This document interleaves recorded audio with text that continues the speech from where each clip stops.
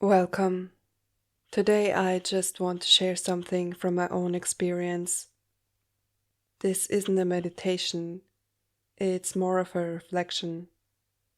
And I want to say up front, this is just how I see things right now.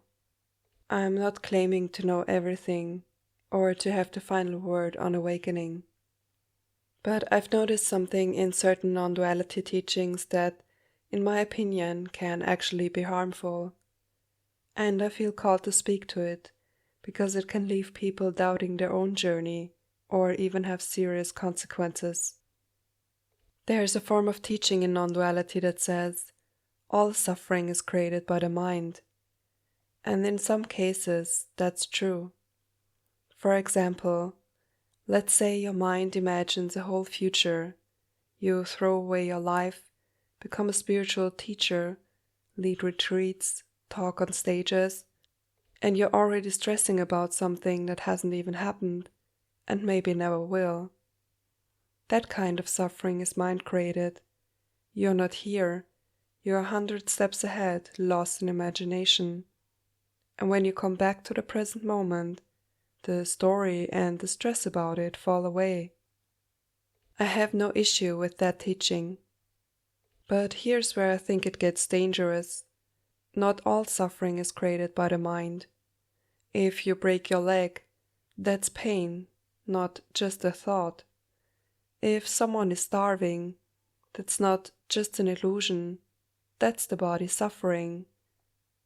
And the same is true for our emotions and psychology, our nervous system, our emotional patterns, the way trauma is stored in the body. These are embodied experiences. That's why I think it's unhelpful and often lacking compassion to tell someone in deep pain that it's all just in their mind or that they lack clarity. Especially someone who has already had an awakening and is now going through the dark night of the soul when trauma and emotions are surfacing. That's not mind-created suffering. That's the body processing decades of stored energy. That's the nervous system trying to integrate. For some people, especially those with a history of trauma, it's not easy for the nervous system to hold the openness of non-dual realization. In fact, it can be a huge shock. When the body has learned to survive through dissociation, by numbing or shutting down overwhelming feelings, the sudden opening into raw, unfiltered experience can feel unbearable. That dissociation happened so the body could survive, because at the time the world wasn't safe and the nervous system was already overloaded with emotions it couldn't process. So when awakening brings everything into the light of awareness, it can feel like the very thing that once protected you, that layer of distance, is stripped away. That's not just the mind making a story, that's a real embodied challenge. I've lived through this myself. During that time I was stuck for years in the belief that I must be doing something wrong, that my awakening wasn't deep enough, that my seeing wasn't clear enough. Sometimes I even doubted whether it was a real awakening at all, because there are so many rigid rules in some non-duality circles, and my experience didn't match them. Later, during the no-self shift, I could literally see thoughts forming, and as I watched, they instantly collapsed. There was no judgment about what was happening, and yet the body felt like it was dying. Energies that had been stuck for so long surged through me with an almost unbearable force. The intensity was overwhelming, as if the body itself was being torn open to release decades of what it had held. So yes, the thought, I'm going to die, is mind-created, but the sensations, the fear in the nervous system, the trauma releasing, that is not just the mind. Of course, when the sense of self has dissolved, there is no identification with the body, so it doesn't really matter if it falls away. But when some identification still lingers, especially in times of deep emotional processing, it can feel unhelpful to be told again and again, it's just your attachment to thoughts that's the issue. Here's my perspective. Even if you're not the body, can we still bring compassion to it? Instead of trying to transcend the body, can we include it in awakening? Can we bring awareness deeper into the body? Can we love the body with all its limitations? If you break your leg, you don't just say, "I'm not the body," and keep walking. You go to the hospital. Sometimes people don't need to be pointed toward the ultimate. Sometimes they need compassion. They need someone who encourages them to care for their body and their nervous system. There's a big overlap between people who turn to spirituality for relief and those who carry trauma, addiction, or mental health challenges. And these things don't magically disappear with non-duality. History has shown us that many teachers with a lot of clarity still struggled with addiction or psychological wounds. It's easy to fall into the belief that awakening solves everything, that once we awaken, we are never touched anymore by any of our problems. But I think we have a responsibility to tell the truth, to honor both the awakening and the embodied human experience. Ram Dass once said something like, "You come up here and say, 'It's all perfect.' You come down here and say, 'Oh my God, it stinks.' If you stand in either one of those, you're still standing somewhere, and there's nowhere to stand." I love that because it reminds us not to cling to either extreme. As long as we're holding on to one side or pushing the other away, we are not free. And Adyashanti expressed something very similar when he spoke about not getting caught in hell, but also not getting caught in heaven. He said, if we were to just stay there, if we were to try to hold on to that, then we would just be deluding ourselves once again.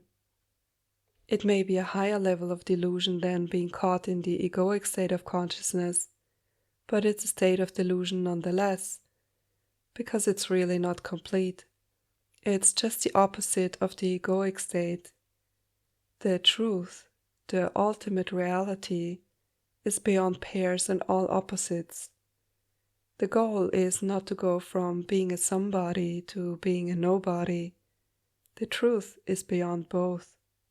That to me is the heart of it. Not replacing one rigid position with another, but allowing the fullness of reality, both the transcendent and the embodied, without clinging to either. The real question is, can you meet another human being right where they are, in their deepest suffering, without fixing, without comforting, without convincing them that their pain is an illusion? Or do you need to say that because you can't meet your own pain so deeply? Because this world is painful, and it's hard to sit with that, even after awakening. When we tell someone, it's all just illusion, we may actually be trying to make ourselves more comfortable, because the chances are high that you're not actually helping them. And the danger is real. The person may feel unseen, unheard, and misunderstood. They may believe their experience is wrong, that they need to be fixed, or that they are not worthy as they are. They may push themselves to try harder, adding more strain to a nervous system that's already overwhelmed. This can have serious consequences, both psychologically and physically. Illness can arise from the burden on the nervous system, and if they are already at the edge of a breakdown, Those words could even give them the final push to do something irreversible. Path of awakening is already challenging enough. We don't need to make it harder by dismissing the body's truth. And even when separation has fallen away and we see clearly, we may still not be equipped to address every aspect of someone else's life. Sometimes the most compassionate thing is to recognize that and to point them toward practices and modalities that can truly support them where they are. Can you get curious about my perspective and let it in? Can you recognize that awakening is unique for everyone, and that while we can empathize, we will never fully know the intricacies of another person's body, nervous system, or history?